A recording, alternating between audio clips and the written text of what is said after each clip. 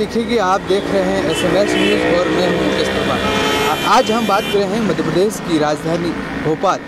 Just आपको यहाँ पे जो ST/SC को लेकर अजाक्स एक महाअधिवेशन हुआ है, जिसमें अन्य मध्य प्रदेश के जिलों से लोग यहाँ पहुँचे अधिवेशन में, और जो इनमें किस तरह की उनकी मांगें रहीं, जिसमें अधिवेशन में आज शिवराज सरकार के 2 मंत्री भी अजाक्स के मंच पे पहुँचे हैं। उन्होंने आश्वासन दिया कि 28 सूत्री जो मांगे हैं, जिन मांगों को लेकर भी आश्वासन दिया है कि इन्हें जल्द ही CM साहब से बातचीत करके इसका निराकरण किया जाएगा। बनौती जो आरक्षण पे प्रमोशन की मांग करी थी, जिस प्रमोशन पे आरक्षण होना चाहिए, जिसे प्रमोशन जिसको करना है, इस तरह की जो ST/SC के अधिकारी कर्मचारियों को लेकर भी आज आंदोलन हुआ। उस पर सारी चीज़ें आज अधिवेशन, जिसमें भीम आर्मी और ST/SC के जो संगठन हैं, आदिवासियों के जो सामाजिक संगठन के लिए लड़ने वाले JS हो, अन्य जो अजाक्स हो, अन्य संगठनों ने भी आज इसमें समर्थन दिया है, जिसे अजाक्स के बैनर तले आयोजित किया गया है भोपाल के दशहरा मैदान में, जिसमें मंत्री ने एक स्वास्थ्य मंत्री प्रभुराम चौधरी ने वहाँ भाषण देते हुए मंच पे एक रोजगार की बात की कि सरकार ने ऐसा एक्ट लागू किया है। उन्होंने कहा कि शिवराज सरकार ने ST/SC के लिए भी बैकलॉग पदों की नियुक्ति की गई, इस तरह के घोषणा करते हुए रोजगार की भी गिनाए। ऐसे में ही JS के युवा एक मंच पे खड़ा होकर मंत्री से ताना से सवाल पूछने लगे कि मंत्री साहब, आपने कब नौकरी दी, किस तरह के पैसा बैकलॉग की पद नियुक्ति क्यों नहीं हो रही, इस तरह के सवाल भी आपको इस वीडियो में दिखा है। इस तरह के ये मंच पे दिखाया गया अजाक्स के माध्यम से आज 2 मंत्री, यानी कि बात करें तो मंत्री 2 पहुंचे थे, जिन्होंने अपनी सरकार की ओर से, शिवराज सरकार की ओर से बातें रखी, उन्हें अपनी योजना गिनाते रहे, और अजाक्स की कई सारी बातें निकल कर आई हैं। लेकिन अजाक्स का इसमें मेन अहम रोल ये था कि 28 सूत्री जो मांगे हैं, उनको लेकर आज अधिवेशन रहा। आप बात करें तो 2016 में किस तरह का अधिवेशन हुआ था, इसमें हज़ारों और लाखों की भीड़ में उमड़ा था। लेकिन इस बार कहीं ना कहीं राजनीति के समीकरणों में बदलाव हो गया, कहीं सरकार ने उन पर दबाव बनाया। ऐसा एक पिछले 2016 की इस अजाक्स के अधिवेशन को देखा जाए तो, और इस बार का अधिवेशन देखा है तो भीड़ों में भी फर्क है। तो कहीं ना कहीं इस चीज़ें भी दिखने को मिली है, जिसमें भीम आर्मी भी ST/SC के लोग मिले। ऐसी तमाम चीज़ें इस आज अधिवेशन में मिले हैं, जिसमें वक्ताओं ने क्या अपनी बातें रही, JS के कार्यकर्ताओं, JS के पदाधिकारियों ने भी क्या कहा, मंत्री ने क्या कहा, और वहाँ के अजाक्स के पदाधिकारियों ने भी कहा। तमाम मुद्दों उन्होंने क्या क्या बात करी, आप उन मुद्दों को भी सुनिए जरा, फिर हम अपनी बात करते हैं। अजाक्स के महाअधिवेशन में आया हूँ, और ये पूरे मध्य प्रदेश का प्रांतीय सम्मेलन है। उनके कुछ समस्याएं हैं। 26 सूत्री मांग पर मुझे सौंपा गया है प्रभुराम जी और तुलसी सिलावट जी। मैं पूरे अजाक्स की ओर से मध्य प्रदेश के लोकप्रिय मुख्यमंत्री शिवराज जी से समय लेकर प्रयास करेंगे इनके सामने, इसमें चर्चा हो और इसमें सकारात्मक नतीजा निकले। और मैं सोचता हूँ मुख्यमंत्री जी बहुत गंभीर, आप जानते हैं कितनी बातें उन्होंने रविदास जयंती आज जानते हैं, सागर में 100 करोड़ कितने करोड़ की संत रविदास की स्टेचू बन रही है। गौरव दिवस देश के प्रधानमंत्री और मुख्यमंत्री जी बिरसा मुंडा, ये गौरव दिवस हमारे आदिवासी समाज का कितना बड़ा काम कर रहे हैं। कई योजनाएं, रोजगार को जोड़ने, बेटी को वो पढ़ाने के साथ चाहते हैं।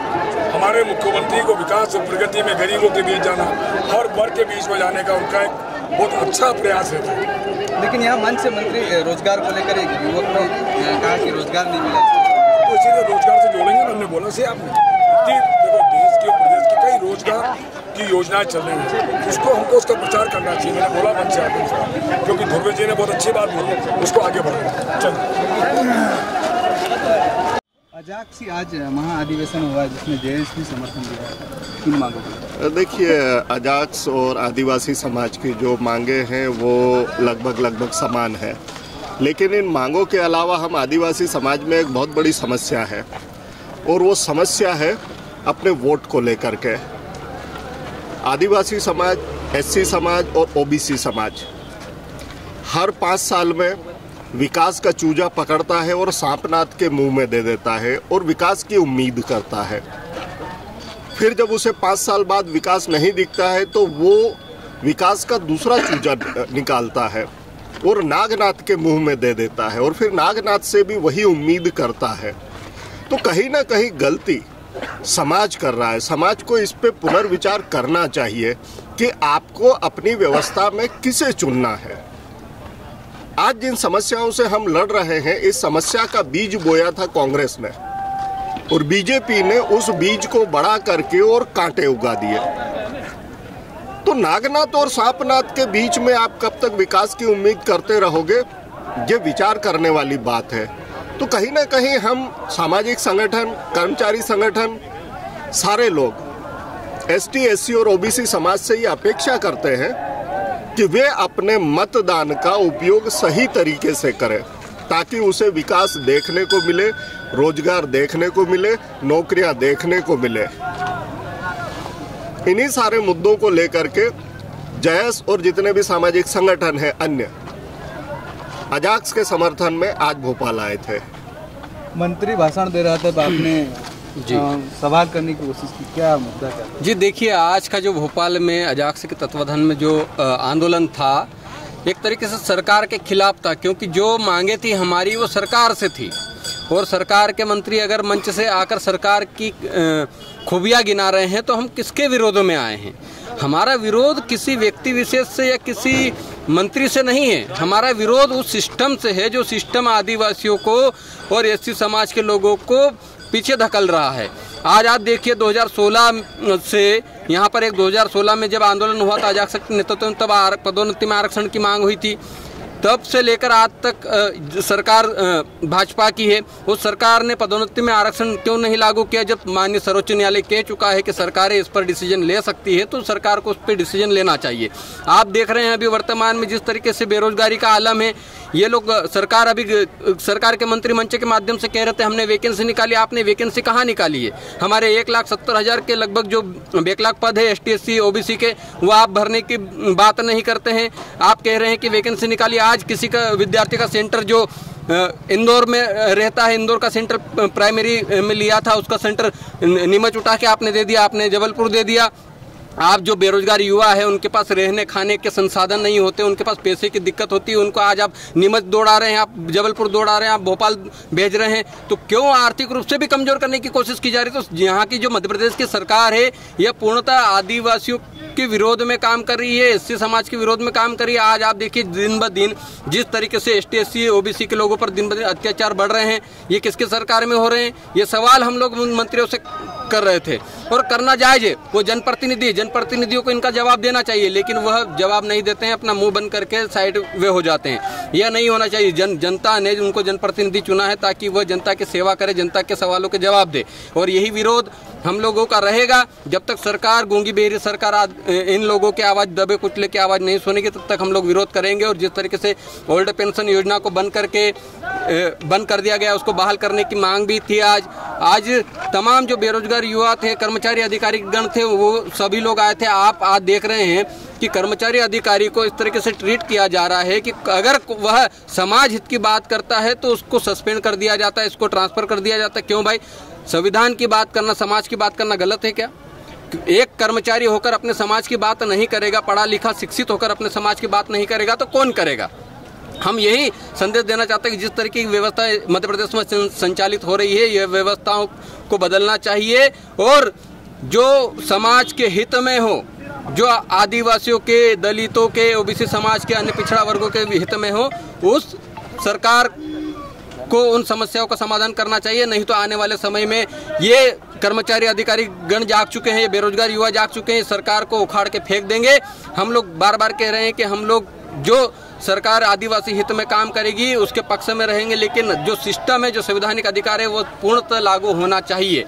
आप मध्य प्रदेश में 5वीं अनुसूची क्षेत्र है, 5वीं अनुसूची की जब बात आती है तो 5वीं अनुसूची पर कोई अमल की बात कोई भी सरकार नहीं करती है। हमारे आदिवासी के 47 विधायक हैं, ऐसे समाज के 35 विधायक हैं। आज अगर 82 विधायक अगर ये प्रमोशन में आरक्षण को लेकर, ओल्ड पेंशन योजना को लेकर, बैकलॉग पदों की भर्ती को लेकर एक दिन धरना दे देंगे तो सरकार गिर जाएगी और दूसरे दिन आपका सारे काम हो जाएंगे। लेकिन जो हमारे जनप्रतिनिधि है वह भी निकम्मे साबित हो चुके हैं, वह भी जिस समाज ने उनको जनप्रतिनिधि चुना है उनका काम नहीं कर रहे हैं।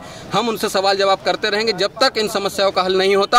आज जयस, गोंडवाना, और आकाश, अजाक्स, तमाम बेरोजगार युवा, आदिवासी छात्र संगठन, तमाम लोग यहाँ पर उपस्थित हुए और अपनी आवाज़ को बुलंद किए और आगे भी करते रहेंगे। हम लोग मध्य प्रदेश ही नहीं, पूरे भारत देश में जैसे आज हक की आवाज़ को उठाते आए हैं, संवैधानिक बात करते आए हैं, हम संविधान के दायरे में रहकर तमाम बातें करते रहेंगे। और जिस तरीके से हमारे लोगों पर गलत तरीके से एफआईआर की जा रही, जिस तरीके से हमारे लोगों को जिला बदर के नोटिस दिए जा रहे हैं, यह गलत है, यह संविधान की अवहेलना है। हम लोग हमारे संविधान के सम्मान के लिए हम लोग हमेशा लड़ते आए हैं। हम लोग आज भी सुप्रीम कोर्ट और हाई कोर्ट जाकर हम लोग उसकी बात करेंगे। अगर नहीं माने तो हमको सरकारें मजबूर ना करे कि हम लोग दूसरी स्थिति में आए।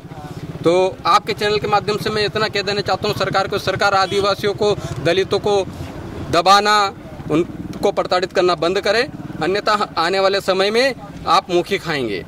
पैसा एक्ट और लाडली लक्ष्मी योजना कितनी चल रही, सरकार का दावा है? अभी हमारे राष्ट्रीय जयेश प्रवक्ता अनिल भाई ने भी बताया है, लोकेश जी मुजालदा राष्ट्रीय प्रभारी, और पैसा एक्ट कानून के बारे में जो भी बताया है सब वो झूठी बातें हैं। सिर्फ एक आदिवासियों को और लालच और एक लालीपाप दिया है समझाने के लिए कि ये चुनाव का दौर है, इसीलिए आदिवासियों को एक मुद्दा दे दिया है कि आपको ये पैसा एक्ट कानून लागू कर दिया है तो आप इस पे काम करें। लेकिन धरातल पर इस प्रकार से कोई योजना अभी तक ज़मीनी स्तर पर नहीं है। लेकिन शासन प्रशासन में जिस तरीके से हमारे गांव में जाके पैसा एक्ट कानून के बारे में जो अधिकारी जो प्रचार कर रहे हैं वो गलत तरीके से पैसा एक्ट कानून के बारे में बता रहे। लेकिन हम आदिवासी समाज और जयेश पैसा एक्ट कानून के बारे में, 5वीं अनुसूची के बारे में और रूढ़ी प्रथा के बारे में हम बताते हैं कि हमारा पैसा एक्ट कानून में ये अधिकार है, ये प्रावधान है।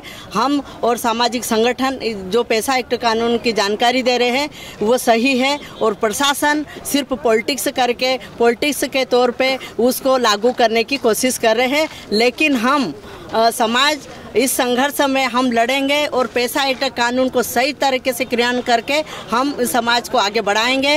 और जो लाडली लक्ष्मी योजना है, सिर्फ ये चुनावी माहौल में योजना ला रहे हैं, लेकिन ज़मीनी स्तर पर कुछ भी नहीं है। इनका बहिष्कार करना चाहिए और ये ऐसी योजना लेकर अगर गांव में आते इनको भगाना चाहिए। देखिए, पैसा एक्ट के बारे में आपने सवाल किया तो मैं आप चलो पैसा एक्ट के बारे में आपने सवाल किया तो आप देखिए, हम लोग तो आदिवासी लोग 5वीं अनुसूची की मांग कर रहे थे, इन्होंने पैसा एक्ट का झुंझुना थमा दिया। आप देख रहे हैं कि अभी पूरी सरकार विकास यात्रा के नाम पे जगह जगह पे विकास यात्रा निकाल रही है। तमाम जो प्रशासनिक अधिकारी हैं वो सरकार के नुमाइंदे बन चुके हैं और सरकार की पैरवी करते हुए नजर आ रहे हैं। यह नहीं होना चाहिए। संवैधानिक पद पे जो प्रशासनिक अधिकारी हैं उनको उनका काम करने देना चाहिए, लेकिन विकास यात्रा में जगह जगह ड्यूटियां लगाकर उनको प्रचार प्रसार का माध्यम बनाया जा रहा है, सरकार की खूबियां गिनाई जा रही है। ये कैसा विकास? अगर विकास हुआ होता तो मध्य प्रदेश की जनता आक्रोश में होती क्या? 12 फरवरी को इतने लाख लोग यहाँ आते क्या? नहीं आते। तो सरकार की नीतियों के खिलाफ मध्य प्रदेश की जनता है और वहीं जनता के बीच में जाके विकास यात्रा का ढिंडोरा पीटा जा रहा है। यह नहीं होना चाहिए। और जिस 5वीं अनुसूची की मांग जयेश शुरू से करता आया है उसी पे अडिग है। आगे भी 5वीं अनुसूची को लागू अमल में लाने के लिए अब जिस तरीके से 13/3 की जो रूढ़िगत ग्राम सभाएं थी वो ग्राम सभा गठित करके हम लोग उसको अमल में लाएंगे। हम सरकारों को हमारे एरिया से बाहर भेजने का काम करेंगे। अजाक्स का आज अधिवेशन हुआ था, क्या उद्देश्य और क्या मांगे थी आपकी?